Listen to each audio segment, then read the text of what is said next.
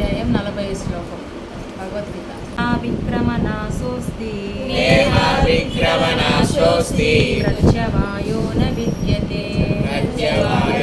విద్యతే స్వల్పమప్యస్య ధర్మస్య జాయతే మహతోద్భయాత్. ఈ ప్రయత్నములో నష్టము కానీ తక్కువ కావడం కానీ లేదు. ఈ మార్గంలో స్వల్ప పురోగతి అయిన మనిషిని మహోత్తరమైన భయము నుండి కాపాడుతుంది. భాష్యం చెప్పినది ఏసీ భక్తివేదాంత స్వామి శ్రీల ప్రభుపాద. భాష్యము. కృష్ణ భక్తి భావనలో కర్మ అంటే ఇంద్రియ భోగ వాంఛ లేకుండా కృష్ణుని లాభం కొరకే పనిచేయడం మహోన్నతమైన దివ్య కార్యం. అటువంటి కార్యాలలో చిన్న ఆరంభమైన నిరాటంకంగా సాగుతుంది. అంతేకాదు, అటువంటి చిన్న ఆరంభము ఏ స్థితిలోనూ నశించదు. భౌతిక పరిధిలో ప్రారంభమయ్యే ఏ కర్మనైనా పూర్తి చేయవలసి ఉంటుంది, లేకపోతే ఆ ప్రయత్నం అంతా వృధా అవుతుంది. కానీ కృష్ణ భక్తి భావనలో ప్రారంభమైన ఏ కర్మ అయినా పూర్తి చేయనప్పటికీ శాశ్వత ప్రభావాన్ని కలిగి ఉంటుంది. కనుక అటువంటి కర్మ చేసేవాడు కృష్ణ భక్తి భావనలోని తన కర్మ పూర్తి కాకపోయినా నష్టపోడు. కృష్ణ భక్తి భావనలో 1% పూర్తయిన పని శాశ్వతమైన ఫలితమునే ఇస్తుంది. అంటే తదుపరి ప్రారంభము 2% నుండి మొదలవుతుంది. కాగా భౌతిక కలాపంలో 100% సాఫల్యం లేనిదే లాభం కలగదు. అజామిరుడి కృష్ణ భక్తి భావనలో కొంత శాతం ధర్మాన్ని నిర్వహించిన భగవంతుని కరుణ చే చివరకు 100% ఫలితాన్ని పొందాడు. దీని సంబంధంలో శ్రీమద్భాగవతంలో ఒక చక్కని శ్లోకం ఇలా ఉన్నది. త్యక్త్వా స్వధర్మం చరణాంకుజం హరే గజోన్నపోక్తద పదేథోయతి యత్ర కావ్వ వాభద్రమ భూత ముష్యం కిం కోవర్ధ అపోభజతాం సర్వధర్మతాం. ఎవడేని తన సధర్మాలను విడిచి కృష్ణ భక్తి భావనలో పనిచేస్తూ తన కర్మను పూర్తి చేయని కారణంగా పతనం చెందినా అతనికి కలిగే నష్టం ఏమున్నది? ఇక మనిషి తన లౌకిక కలాపాలను పరిపూర్ణంగా నిర్వహిస్తే పొందే లాభం ఏమున్నది? లేదా క్రైస్తవులు పలికినట్లుగా మనిషి సమస్త ప్రపంచాన్ని సాధించిన తన నిత్యమైన ఆత్మను కోల్పోతే పొందే లాభం ఏముంటుంది? భౌతిక కర్మలు వాటి ఫలితాలు దేహంతోనే ముగిస్తాయి. కానీ కృష్ణ భక్తి భావనలోని కర్మ మనిషి దేహం నశింపు తర్వాత కూడా తిరిగి కృష్ణ భక్తి భావనకే తీసుకొని పోతుంది. తదుపరి జన్మలో అతడు కనీసము ఉత్తమ సంస్కారం కలిగిన బ్రాహ్మణుల ఇంటిలో కానీ ధనిక కుటుంబాలలో కానీ తిరిగి మానవుడిగా జన్మించే అవకాశాన్ని తప్పక పొందుతాడు. అది అతని మరింత పురోగతికి అవకాశం కలిగిస్తుంది. ఇదే కృష్ణ భక్తి భావనలో చేసిన కర్మ యొక్క అద్వితీయమైన గుణం. ఈ శ్లోకంలో కొద్దిపాటి కూడా మనము కృష్ణ భక్తిలో కర్మ చేస్తే మనకు శాశ్వతమైన పురోగాన్ని ఇస్తుందట, భగవంతుడి దగ్గరికి తీసుకెళ్తుందనేసి అని చెప్తాన్నారనమాట ఈ శ్లోకంలో. దేహ విక్రమనాశోస్తి ప్రత్యవాయో న విద్యతే స్వల్పమప్యస్య ధర్మస్య త్రాయతే మహతోద్భయాత్. అంటే మనము భగవంతుడి కృష్ణ భక్తి భావనలో కొద్దిపాటి సేవ చేసినా కూడా మనకు అది చాలా ఉన్నత గతిని తీసుకెళ్తుంది అనేసి అని చెప్తాన్నారన్నమాట భగవంతుడు. అంటే దీనికి ఉదాహరణ ఏమి ఇచ్చినారంటే, ఇప్పుడు మనము ఫస్ట్ క్లాస్ సెకండ్ క్లాస్ ఇప్పుడు చదువుకుంటారు, ఎల్కేజీ యూకేజీ డిగ్రీయో లేకపోతే డాక్టరో ఇంజనీరింగో ఏదేదైనా చదువు పూర్తి చేయాలంటే పూర్తిగా దాంతో పెట్టిన కోర్స్ అన్నీ దాంతో నుంచి మొత్తం అన్నీ కూడా పూర్తి చేస్తేనే మనకు డాక్టర్ పట్టా ఇస్తారనమాట. లాయరో ఇంజనీరింగో ఏదైనా కూడా ఆ చదువును కానీ మనం మధ్యలో ఆపేస్తే దానివల్ల ఎటువంటి కూడా ప్రయోజనం అనేది మనకు లభించదనమాట. అదే కృష్ణ భక్తి భావనలో మనం కొద్ది సమయాన్ని కాలాన్ని కూడా మనము కృష్ణ సేవకై వదిలేస్తే కూడా, ఇప్పుడు కొంత సమయం నువ్వు కృష్ణ చైతన్యంలో భగవంతుడికి సేవ వైష్ణవుని సేవ చేసినట్టయితే ఆ కొద్దిపాటి సమయం ఏదైతే ఉంటుందో అది వృధా పోదంట. ఇప్పుడు మనం ఈ చదువులకంతా కూడా పూర్తిగా చేస్తేనే కదా దాని ఫలితం అనేది మనకు వస్తుంది. కానీ కృష్ణ భక్తిలో కొద్దిపాటిగా కూడా మనము సేవ చేసినట్టయితే, కృష్ణ చైతన్యంలో ఉన్నట్టయితే కొంచెంపాటి వదిలేసి ఇప్పుడు మనము ఒక గంట సేవ చేసినా కూడా, గంట కృష్ణ చైతన్యంలో ఉండి సేవ చేసినా, లేకపోతే ఒక రోజు సేవ చేసినా, రెండు రోజులు సేవ చేసినా, శరీరాన్ని విడిచిపెట్టేసిన తర్వాత కూడా మళ్ళీ మనం ఎటువంటి సేవ కృష్ణపరంగా మనం లేకపోయినా కూడా, మనం ఏదైతే కొద్దిపాటి సమయం కృష్ణ చైతన్యంలో మనము సమయాన్ని మనము గడుపుతామో, కృష్ణ చైతన్యంలో ఉంటామో, అది నెక్స్ట్ జన్మకి కూడా మనకు ఉపయోగపడుతుందన్నమాట. ఇప్పుడు కృష్ణ చైతన్యంలో కొంచెం పాటి మనం సేవ చేస్తున్నాం అనుకో, కొద్ది రోజులు ఏదో మనము జపం చేయడము, లేకపోతే సాధువుల సాంగత్యంలో ఉండడము, కృష్ణ భక్తి సేవ అట్లా చేయడము, వైష్ణవ సేవ చేస్తుంటాం. మళ్ళీ ఆ తర్వాత మళ్ళా ఇంకా ఇప్పుడు ఎల్కేజీ అనుకో, ఈ కొద్దిపాటి సేవ ఏదో ఎల్కేజీ యూకేజీ వరకు మనకు ఈ కృష్ణ చైతన్యం మనం చదువుకున్నాం అనుకో, అది మన శరీరం వదిలిపెట్టేసినా కూడా మళ్ళీ మనం ఎల్కేజీ యూకేజీ చదువుకోబడలేదంట. అదే మనము భౌతికమైన విద్య మనం చదవాలంటే, డాక్టర్ ఇంజనీరింగ్ అవ్వాలంటే మళ్ళీ నర్సరీ ఎల్కేజీ యూకేజీ అవన్నీ చదవాలి. అదే మనం కృష్ణ చైతన్యంలో మనం ఎల్కేజీ యూకేజీ అంత కొద్దిపాటి సేవ చేసినా కూడా అది నెక్స్ట్ జన్మ నుంచి మనం 1వ తరగతి 2వ తరగతి నుంచి దాన్ని ఆ భక్తి సంపదన అనేది పెంచుకుంటామంట. అది కృష్ణుడు ప్రత్యేకమైన కృప. కొద్దిపాటి కూడా సేవ చేస్తే కూడా అది మీకు ఎన్నో జన్మలకి మీరు ఉద్ధరింపబడగలుగుతారు, తిరిగి నా దగ్గరికి వచ్చేస్తారు అనేసి అని చెప్తా అన్నారనమాట ఈ శ్లోకం. దీంతో ఇప్పుడు చాతుర్మాసం వచ్చింది. చాతుర్మాసంలో మనం కొద్దిపాటి సాధువులు సాంగత్యం తీసుకున్నా, కొంచెం పాటి మనము కృష్ణ చైతన్యంలో ఉన్న భగవత్ సేవ చేసినా కూడా ఎన్నో వేల రెట్లు మనం సేవ చేసిన ఫలితం వస్తుందంట. ఒక్క మాల జపం చేస్తే కూడా మనం తిరుపతి ధామంలో ఉన్నాం కాబట్టి మనకు 1000 మాలు చేసినంత ఫలితం వస్తుందంట. ధామం చేయకుండా ఉండే ప్లేసుల్లో, ధామం కాని ఒక స్థలాల్లో ఉంటే మనం ఒక మాల చేస్తే 100 మాలు చేసిన ఫలితం వస్తుంది.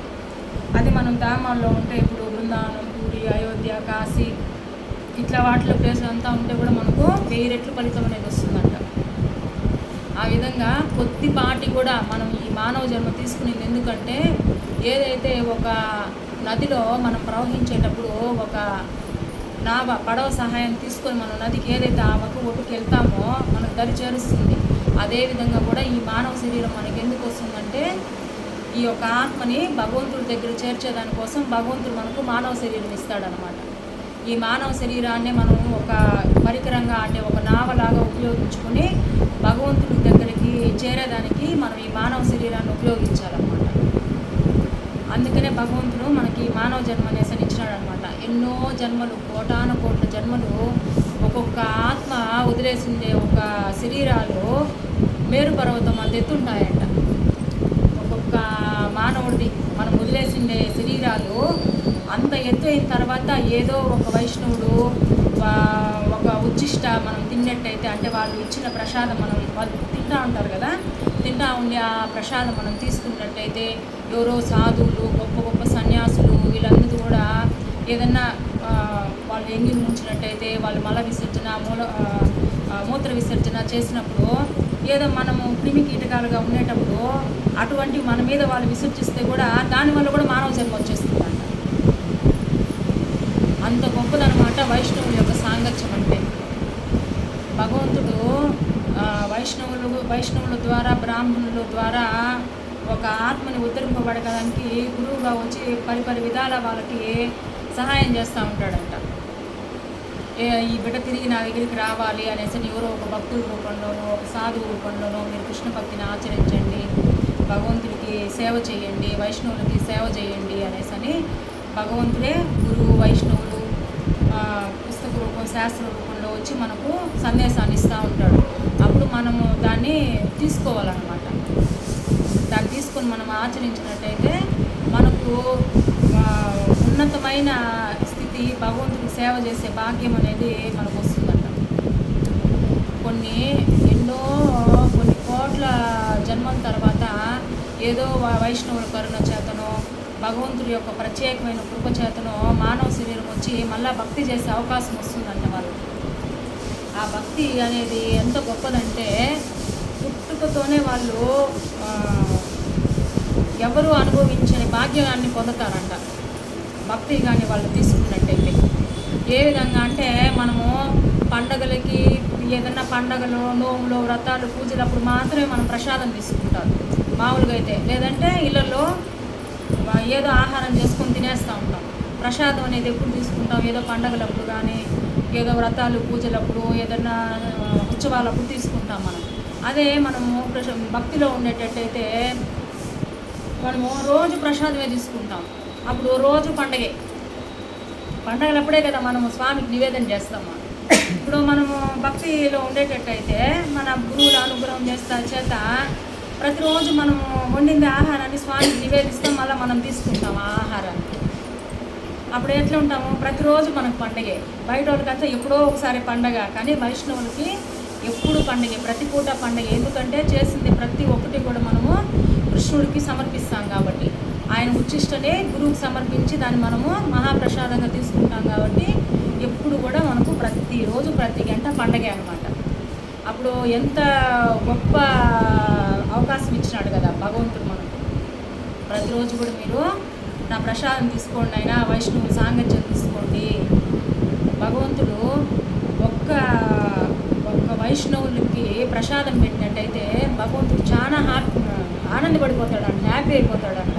వెంకటేశ్వర స్వామి చెప్తాడంట, స్వామి ఎవరైతే నీకు చాలా ప్రీతిపాత్రులు అంటే ఆయన ఎవరైతే నా దర్శనానికి వస్తారో వాళ్ళకి ఉండేదానికి కొంచెం వసతి, వాడి కడుపు నిండా ప్రసాదం ఎవరైతే పెడతారో వాళ్ళు అందరిలో కన్నా నాకు చాలా ప్రీతిపాత్రులు అని చెప్తారంట వెంకటేశ్వర స్వామి. అట్లా ఏమంటే వైష్ణవులకు సేవ చేయడం ద్వారా, భక్తులకు సేవ చేయడం ద్వారా భగవంతుడు కూడా చాలా మన పట్ల సంతృప్తి చెందుతాడంట. కాబట్టి మనము చాతుర్మాసం వచ్చింది, అయిపోవస్తుంది కూడా, 1వ నెల అయిపోతుంది. ఏకాదశి ద్వాదశికి మనకు రెండో మాసం వచ్చేస్తుంది.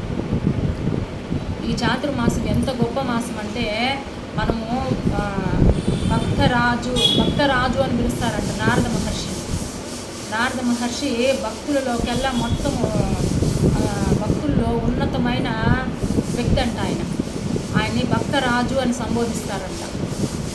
ఆయనకి ఎందుకు అంత ఉన్నతమైన పదవి వచ్చింది, అంత ఉన్నతమైన స్థితి ఎందుకు వచ్చిందంటే ఈ చాతుర్మాసంలో ఆయన ఒక దాసీపుత్రుడుగా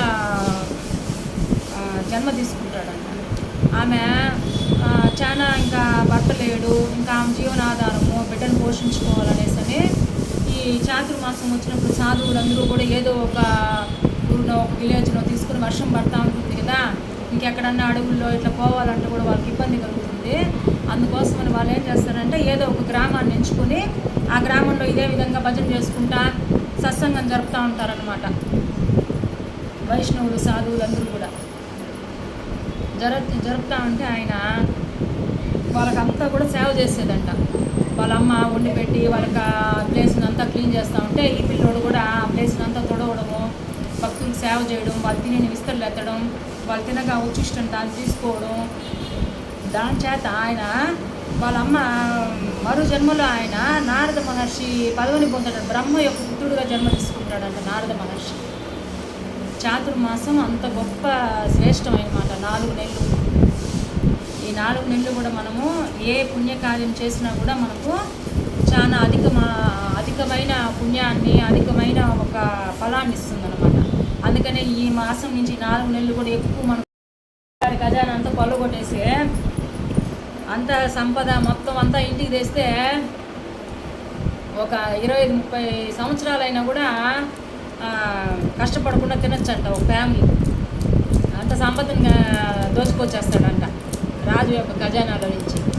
దోచుకొని వచ్చేస్తే ఈయన సరే అది ఉంది కదా, ఈ 4 వేషాలు ఏం చేస్తారంటే మాట్లాడుకొని, ఇంక వీటితో మనకు పని లేదు, మనకు కావాల్సిన సంపద అంతా ఉంది, ఈయన చంపేసి వీడికి వస్తే మనం వీడి దగ్గరే ఉండాలా, మనకు నచ్చినట్టు మనం బతకలేకపోతున్నాము, మన ఇష్టంగా మనం బతకాలంటే వీడి దగ్గర నుంచి వెళ్ళిపోవాలనేసి వీళ్ళు ఏం చేస్తారంటే 4 ఆయన చంపేదానికి ప్రయత్నిస్తారనమాట. ఆయన వచ్చి విశ్రాంతి తీసుకునేటప్పుడు ఏం చేస్తాడంట, మంచానికి గట్టేసి 2 చేతులు 2 కాళ్ళు పొయ్యిలో నిప్పునెత్తేసి నోట్లో అంతా వేసి కూరేస్తారంట. ఆ నిప్పుని అంతా కూరేసి ఆ బాధ భరించలేక ఈ దుందుకారి శరీరం వదిలేస్తాడంట. ఈ దుందుకారి శరీరం వదిలేసిన తర్వాత అప్పుడు బాధపడతాడంట, అయ్యో నేను ఎంతో ఇష్టపడి తెచ్చుకున్నాను ఈ భార్యల్ని, వీళ్ళు ధనం కోసం వీళ్ళు నన్నే సంహరించేసినారు అనేసి బాధపడతాడంట. మనం ఎంత తప్పు చేసినాము అనుకుంటాడంట. వీళ్ళు ఏం చేస్తారంట, ఈ భర్త చనిపోయిన వెంటనే వాళ్ళు నివసించే ఇంట్లోనే గొయ్యి తీసి ఆడే పాతి పెట్టేస్తారంట భర్తని. ఈ ఇరుగు పొరుగు వాళ్ళంతా కూడా ఏడ మీ బట్ట కనిపించేది లేదే, ఏడ కనిపించలేదని కనపడకపోతే అడతారు కదా. ఆ విధంగా అడుగుతా ఉంటే లేదు బయట పోయినారు, అటు పోయినారు, ఇటు పోయినారని ఏదో ఒక సాగు చెప్పుకుంటూ అంటారంట. ఒక్కొక్కరు కొన్ని రోజులకి ఒక్కొక్క భార్య ఊరి నుంచి వెళ్ళిపోతూ ఉంటుందంట. అట్లా 4 భార్యలు ఉండే సంపద అంతా కూడా తీసుకొని ఆయన వెళ్ళిపోతాడనమాట. వెళ్ళిపోతా ఈయన ఏం చేస్తాడంటే అంటే బలవంతంగా ఆయన్ని సంహరించేస్తాడు కదా, ఒక ప్రేతాత్మ అయిపోతాడంట. ఈ దుందుకారి ప్రేతాత్మ అయిపోయేసి ఏదైతే వాళ్ళు నివసిస్తారో ఆ ఇంట్లోనే తిరుగుతూ ఉంటారంట. సరే ఇంకా ఈయన గోకర్ణుడు కాశీకి పోయేసి విద్యనంతా అభ్యసించుకొని మళ్ళీ తిరిగి వాళ్ళ ఇంటికి వస్తాడు. వాళ్ళ ఇంటికి వచ్చిన తర్వాత ఆడ చూస్తే ఎవరు ఉండరనమాట. ఇల్లంతా పాడు పడిపోయి శిథిలమైపోయి ఉంటుంది. ఇల్లంతా శిథిలమైపోయి ఉంటే ఒక ప్రేతాత్మ మాత్రము ఘోషిస్తూ ఉంటుందన్నమాట. ఎందుకంటే ఈయనకి ఆధ్యాత్మికంగా శక్తి ఉంది కాబట్టి ఇది ఏదో ఒక ఆత్మ అనేది ఘోషిస్తుందని ఆయన గ్రహిస్తాడంట. అప్పుడు ఈయన ఎవరు ఏమి ఇట్లా తెలుసుకుంటే అప్పుడు ఈ ఇరుగు పరుగు వాళ్ళు ఈ విధంగా మీ సోదరుని ఆయన ఇట్లా భార్యలే చంపి ఈ విధంగా పూడ్చిపెట్టేసి వాళ్ళు వెళ్ళిపోయినారు, అందువల్ల మీ సోదరుడి యొక్క ప్రేతము ఇక్కడే నివసిస్తూ ఉన్నట్టుంది అనేసి అని చెప్తారనమాట. అది తెలుసుకొని ఈయన చాలా బాధపడతాడంట. తండ్రిని తల్లిని అవమానించి చెప్పిన మాట వినుకోకుండా మంచి ఒక ప్రవర్తన లేకుండా ఈ పరిస్థితి తెచ్చుకున్నావు నువ్వు అనేసి అని బాధపడతాడండి. నాకు అప్పుడు ఈ దుందుకారి ఓ సోదరా నన్ను క్షమించు, నేను ఎంతో కూడా తల్లి తండ్రిని సేవించుకోకుండా గురువుల్ని వినయ విధేయతతో గురువుల దగ్గర వినయమురంగా లేకుండా నేను చాలా అపరాధాలు చాలా పనులు చేసినాను, కాబట్టి మీరు దయచేసి నన్ను ఈ ప్రేతాత్మ నుంచి నన్ను ఉద్ధరింపబడగలండి, నాకు మీరే సహాయం చేయాలా అనేసి అని గోకర్ణుడు ప్రార్థిస్తాడంట ఈ దుందుకారి. ఈ గోకర్ణుడు అప్పుడు వాళ్ళ గురువులు సాధువులు వైష్ణవులు అందరినీ కూడా పోయేసి ఈ విధంగా నా యొక్క సహోదరుడు ప్రేతాత్మ తిరుగుతా అన్నాడు, ఇతనికి ఈ ప్రేత శరీరంలో నుంచి ముక్తి పొందాలంటే ఏం చేయాలి అనేసి అని అందరినీ అడుగుతా అంటాడు అనమాట. అడుగుతా అంటే అప్పుడు వీళ్ళు ఒక వైష్ణవులు సాధువులు వీళ్ళందరూ కూడా మీరు భాగవత్ సప్తాహం వినండి, భాగవత్ సప్తాహం వింటే ఈ యొక్క ప్రేత శరీరంలో నుంచి మీ సహోదరుడు బయటకు వచ్చి భగవంతుడు పాదాల చెంత చేరుకుంటాడు అనేసి అని ఆయన సలహా ఇస్తారంట. అప్పుడేం చేస్తాడంటే ఈయన సరే స్వామి అట్లా చేస్తామని ఆడ చుట్టుపక్కల ఉండే వాళ్ళకి అందరికి కూడా చెప్పి పలానా మంచి సమయం మంచి రోజు చూసి మంచి సమయం చూసి భాగవత్ సప్తాహాన్ని జరుపుతా ఉన్నాము, మీరందరూ కూడా వచ్చి ఇక్కడ వినండి భాగవత్ సప్తాహాన్ని. ఈ విధంగా నా సహోదరుడి కోసం నేను భాగవత్ సప్తాహాన్ని యొక్క పుణ్యం అనేది మనకు లభిస్తుందంట. భగవద్గీత ఒక శ్లోకం కావచ్చు, భాగవతం కావచ్చు, ఇలా మనం శాస్త్రాలు చదివినట్టయితే మన ఆయుష్ అనేది అధికమవుతుందంట. ముఖ్యంగా చాతుర్మాసాలలో ఏకాదశి రోజు, ద్వాదశి రోజు, దాని తర్వాత మళ్ళీ ఈ 4 నెలలు చాతుర్మాసంలో మనం ఈ శ్లోకాలను చదివినట్టయితే మనకు ఆయుష్ అనేది కొంతమంది కర్మానుసారం ఆయుష్ అనేది తక్కువ ఉంటుంది కదా, ఆ విధంగా మనం తక్కువ ఉండేటప్పుడు ఇట్లా మనం ఇట్లా శ్లోకాలు ఈ భగవంతుడి గురించి వినడం, ఈ భగవద్గీత భాగవతం చదవడం ద్వారా మన ఆయువు అనేది అభివృద్ధి చెందుతుందంట. ఎందుకంటే అంత యొక్క మహత్యం ఉందన్నమాట భగవద్గీతలో. ఈ భాగవతాన్ని వినడం ఎంత గొప్ప శ్రేష్టమైందంటే ఒక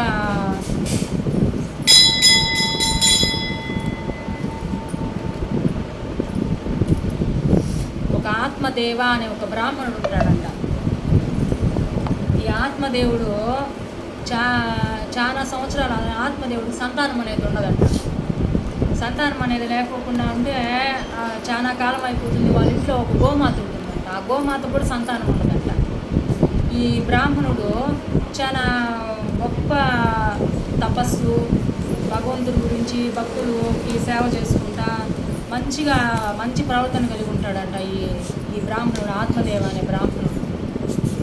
అయినా ఈయనకి ఒకే ఇదేమంటే సంతానం లేదే, మా పితృదేవతలు కూడా నా తర్వాత తిరోధకాలు ఇవ్వాలి కదా, నేను ఉండేట వరకు నా పితృదేవతలకి ఇస్తే నా తర్వాత పితృదేవతలకి ఎవరు కూడా తిరోధకాలు ఇచ్చే వాళ్ళు ఎవరూ లేరు, వాళ్ళంతా ఉన్నత లోకాలకి వెళ్ళేదానికి ఉద్ధరింపబడేదానికి వేరే ఆస్కారం లేదు.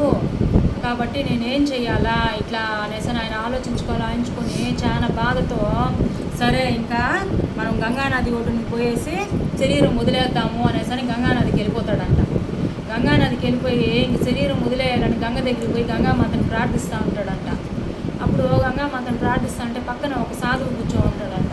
నాయనా, నువ్వు ఎందుకు ఈ విధంగా ఆత్మహత్య చేసుకోవాలనుకున్నావు? నువ్వు ఎందుకు ఇంత అంటే ఎందుకు ఈ పరిస్థితికి వెళ్తా అన్నావు? నువ్వు నీకేం సమస్య, నీకేం బాధ కలిగింది? చూస్తా అంటే నువ్వు గొప్ప బ్రాహ్మణులా ఉన్నావు, భక్తిపూర్వకంగా వినయంగా ఉన్నావు, ఎందుకు నువ్వు ఈ పరిస్థితికి కారణము అనేసి అంటే అప్పుడు ఆ సాధువుకి పోయి ప్రణామం చేసి, స్వామి ఈ విధంగా నాకు సంతానం లేదు, నాకు వివాహం చాలా ఏళ్ళు గడిచింది, నాకు సంతానం లేదు, మా ఇంట్లో గోమాత ఉంది, మా కర్మఫలము ఏమో ఆ గోమాత కూడా సంతానం కలగలేదు, కాబట్టి నా కారణానికి ఇదే నా బాధకి కారణము సంతానం లేకపోవడం చేత నేను ఆత్మహత్య చేసుకోవాలనుకుంటున్నాను అనేసి. సరేనైనా నువ్వు బాధపడద్దు, నేను ఒక మంత్రి ఇచ్చిన ఫలాన్ని ఇస్తాను, నీకు ఒక మామిడి పండుని ఇస్తాను, దీన్ని తీసుకెళ్ళి నువ్వు మీ భార్యకి ఇచ్చిన తర్వాత ఆమె మంచి ఒక అంటే మనసు ఈక్ష ద్వేషాలకి కామక్రోధ లోభ మోహ మదమశ్చర్యాలు మనసులోకి రానిపోకుండా విష్ణువుకి ప్రార్థించి మంచి యొక్క సమయంలో ఈ పండుని స్వీకరించమని చెప్పండి అనేసి ఆ బ్రాహ్మణుడికి, ఆత్మదేవ్ అనే బ్రాహ్మణుడికి ఆ సాధువు వచ్చి ఆ ప్రసాద ఫలం ఇస్తాడంట. ఆయన తీసుకొని పోయే లోపల ఈ ఆత్మదేవ యొక్క భార్య పేరు దుందుకారి అనమాట. ఈ దుందుకారి వచ్చి ఏదైతే భగవంతుడు నిషేధించినాడో అటువంటి పనులన్నీ చేస్తుందంట. ఒక బ్రాహ్మణ పత్ని కూడా ఈమె మంచి ప్రవర్తన కలిగి ఉండదంట. ఈమెకు ఒక సోదరు ఉంటుందంట. ఆ సోదరు ఏం చేస్తుందంటే సరే అక్కను కలుద్దామనేసి అని అక్క తిరిగిపోతుందంట. ఈ ఆత్మదేవ వాళ్ళ ఇంటికి వస్తుందన్న ఈమె. పోతే వీళ్ళ అక్క చాలా బాధపడ్డ దిగులుగా కూర్చో ఉంటుందంట. ఎందుకు అక్క నువ్వు అట్లా కూర్చో ఉన్నావంటే ఈ విధంగా నాకు సంతానం కలగాలనేసి అని, సంతానం కలగలేదని మీ బావ చాలా దిగులు పెట్టుకున్నాడు, నాకైతే సంతానాన్ని కనేదానికి ఇష్టం లేదు, ఎందుకంటే పుట్టినప్పుడు చాలా బాధ కలిగిస్తాయంట, ఆ బాధను నేను స్వీకరించేదానికి సిద్ధంగా లేను, ఏమంటే ఈ 10 మాసాల బిడ్డని మోసి కని పాలివ్వాలంటే నా యవనము అంతా అందం అంతా కూడా పోతుంది, కాబట్టి నాకు సంతానం కలిగేదానికి నాకు ఇష్టం లేదు అనేసి అని చెప్తుందంట. సరే నేను గర్భంగా ఉన్నాను కాబట్టి నువ్వు మీ ఆయన ఇంటికి వచ్చినప్పుడు నేను గర్భంగా ఉన్నానని చెప్పు, నువ్వు నటించు, ఆ విధంగా నేను గర్భంగా ఉన్నానని నటించు, తర్వాత నేను నాకు సంతానం కలిగినప్పుడు తీసుకొని వచ్చి వెంటనే నీ దగ్గర ఇచ్చేస్తాను, అప్పుడు నేను ప్రసవించానని నీ భర్తకు చెప్పి ఆ సంతానం భర్తకు చూపించు అని చెప్తుందంట. సరే ఇదేదో బాగుంది, చెల్లి మంచి సలహా ఇచ్చిందని ఆమె ఏం చేస్తుంది, భర్త ఇంటికి వస్తాడు, ప్రసాదం తీసుకొని ఈ విధంగా నువ్వు ఫలాన్ని స్వీకరించు, ఈ విధంగా సంతానం కలుగుతుందంట నీకు అంటే, సరే స్వామి నేను స్నానం చేసి స్వామి మొక్కుని తింటాను, ఆడ పెట్టండి మీరు అనేసి అంటుందంట. ఏం చేస్తుందంట, భర్త ఆడ పెట్టేసి ఆయన పాటికి ఆయన పండు మీద పోతే ఈమెం చేస్తుంది, ఆ మామిడి పండు ప్రసాదం తీసుకొని గోమాతకి ఆహారం వేస్తారు కదా కొట్టమ్మ, దాంతో విసిరేస్తుందంట ఈ ప్రసాదం పండుని. వెళ్ళిపోయి ఏం చేస్తుందంటే ఆ ప్రసాదం పండు గోమాత తినేస్తుందంట. గోమాత తినేస్తుంది. కాలక్రమంలో గోమాతకి ఆమె గోవు కూడా గర్భం దాలుస్తుంది అనమాట. గోవు గర్భం దాలుస్తుంది. ఈమె ఏం చేస్తుంది, నేను కడుపుతూ ఉన్నానని భర్తకు చెప్పుకుంటూ ఉంటుంది, నేను కడుపుతూ ఉన్నానంటే ఆయన నా భార్య గర్భంగా ఉందని హ్యాపీ అవుతూ ఉంటాడంట. హ్యాపీ అవుతా ఉంటే సరే ఇంకా కాలం గడుస్తుంది, గోమాతకి ప్రసవిస్తుంది. వాళ్ళ చెల్లెలు ప్రసవిస్తుంది. వాళ్ళ ఆయన బయట పోయి ఇంటికి వచ్చే లోపల వాళ్ళ చెల్లెలు సంతానం తీసుకొని వచ్చి ఈమె అక్కకి ఇచ్చేస్తుంది అనమాట. భర్త ఇంటికి వచ్చే లోపల నాకు పుత్రుడు పుట్టినాడు స్వామి అనేసి అని భర్తకు చూపిస్తుందంట బిడ్డని. అప్పుడు ఈయన చాలా ఆనందపడిపోతాడంట. అయ్యో మన గోమాత కూడా ప్రసవించింది, నా భార్య ప్రసవించింది, భార్యకి వంశసంతానం కలిగింది. ఈ గోమాత మాత్రం ఏం చేస్తుందంటే మంత్రిచ్చిన ఫలం తింటుంది కదా, ఆ గోమాతకి శరీరం అంతా కూడా మానవ శరీరము, చెవులు మాత్రము గోమాత చెవులు వస్తాయంట. ఆవు ప్రసవిస్తుంది కదా గోమాత సంతానానికి. అప్పుడు ఈ బ్రాహ్మణుని వండుకొని సరే నేను పోయేసి పురోహితుడిని తీసుకొని వస్తాను, పుణ్యావసం అవి చేసి నామకరణం చేయాలి కదా అనేసరి నేను పోయి తీసుకొని వస్తానంటే అవన్నీ ఏమొద్దు స్వామి, మీరే గొప్ప బ్రాహ్మణులు కాబట్టి మీరే చేసేయండి, నేనే నా కొడుక్కి పేరు పెట్టాను అనేసి అని చెప్తుందంట. సరే ఏంటంటే మళ్ళీ వాళ్ళు చేయాల్సినవన్నీ చేసుకుని ఆ గోమాతకి ఉంటుంది కదా ఆ బిడ్డకి వచ్చి గోకర్ణ అని పేరు పెడతారంట. ఎందుకంటే గోవు యొక్క చెవులు కలిగి ఉంటుంది కదా కాబట్టి గోకర్ణ అని పేరు పెడతారంట. ఈమె వచ్చి నేనే పేరు పెట్టాను, ఆమె పేరే పుడుకు పెట్టుందంటే దుందుకారి అనేసి. ఈ దుందుకారి అనే పేరు పెడుతుంది. గోమాత పేరు గోకర్ణ అనమాట. ఆ గోకర్ణ ఏం చేస్తాడంటే తండ్రి దగ్గర చిన్నప్పటి నుంచే మంచి విద్య నేర్చుకుని గురుకులానికి వెళ్ళి బాగా అన్నీ కూడా ఒక బ్రాహ్మణులు నేర్చుకోవాల్సినటువంటి విద్య మొత్తం అంతా కూడా విద్యనే అభ్యసిస్తాడనమాట గోకర్ణ. ఈ దుందుకారి ఏం చేస్తాడంటే తల్లికి చెడు లక్షణాలు ఉన్నాయి కదా, తల్లి దగ్గర ఉండే చెడు లక్షణాలన్నీ నేర్చుకుంటాడంట. అన్ని చెడు లక్షణాలన్నీ నేర్చుకునేస్తే భగవంతుడు ఏదైతే 4 పనులు చేయకూడదు అంటాడో, మాంసభక్షణం, వ్యభిచారం, జూదం, మద్యము, అవన్నీ కూడా చేస్తాడనమాట ఈ దుందుకారి. ఈ గోకర్ణుడు ఏం చేస్తాడంట తండ్రి దగ్గర కావాల్సిన విద్య నేర్చుకుని నేను ఇంకా ఎక్కువ గొప్పగా పాండిత్యం నేర్చుకోవాలి తండ్రి, నేను కాశీకి పోయేసి విద్యను అభ్యసించి వస్తానని తండ్రి దగ్గర ఆశీర్వాదం తీసుకొని కాశీకి వెళ్ళిపోతాడనమాట ఈ గోకర్ణుడు. ఈ దుందుకారి ఏం చేస్తాడంటే బాగా తిరిగిపోతూ తాగుపోతూ వేషాల్లో లోడైపోతాడంట ఈ దుందుకారి. అయిపోయిన తర్వాత సరే ఇంకా తండ్రి చెప్పినా తల్లి చెప్పినా ఎవరు ఏం చెప్పినా కూడా చెప్పిన మాట అనేది విడనమాట. ఇంకా తల్లి ఏం చేస్తుంది, తల్లి కాలం అయిపోతుంది, తండ్రి మాట అసలు పట్టించుకునే పరిస్థితే లేదనమాట. ఇంకా ఈయన ఏం చేస్తాడో పోతాడంట 4 వేషాలు వివాహం చేసుకొని వస్తాడంట పోయి దుందుకారి. 4 వేషాలు పెళ్లి చేసుకొని వస్తే సరే ఏదో కొంచెం డబ్బులు బాగా ఆస్తిపాస్తి కొంచెం ఉంది కదా అనేసి ఈ స్త్రీలు కూడా ఆయనతో పాటు ఆయన పెళ్లి చేసుకుని వాళ్ళ ఇంటికి వచ్చేస్తారంట. అది చూసి తండ్రి ఇంటికి రాకుండా ఏదో ఆయన తపస్సు ఏదో భగవంతుడు నామని చెప్పుకుంటా ఆయన ఇంటి బయటే ఉండిపోతాడంట. ఈ అబ్బాయితో యాగలకి వీడితో మనకి ఎందుకు రా స్వామి, వీడు చెప్పిన మాట వినేది లేదు అనేసి ఒక దీంతో ఇంకా ఈయనకి ఇష్టం వచ్చినట్టు ఈయన ఇష్టారాజ్యం అనమాట. ఈ 4 భార్యలు తెచ్చుకుంటాడు, ఆయన దగ్గర ఉండే సంపద అవన్నీ తరిగిపోతా వస్తాయన్నమాట. కూర్చొని అవంతా తింటా ఉంటే ఈ భార్యలు వచ్చి నాకు అది కావాలా నాకు ఇది కావాలని వీళ్ళు కోరికలు తీర్చేదానికి ఆయన దగ్గర ఉండే ధనం అంతా అయిపోతే ఆయన ఏం చేస్తాడు రాజుగారి దగ్గరికి పోయి ఖజానా కొల్లగొడతాడంట ఈ దుందుకారి.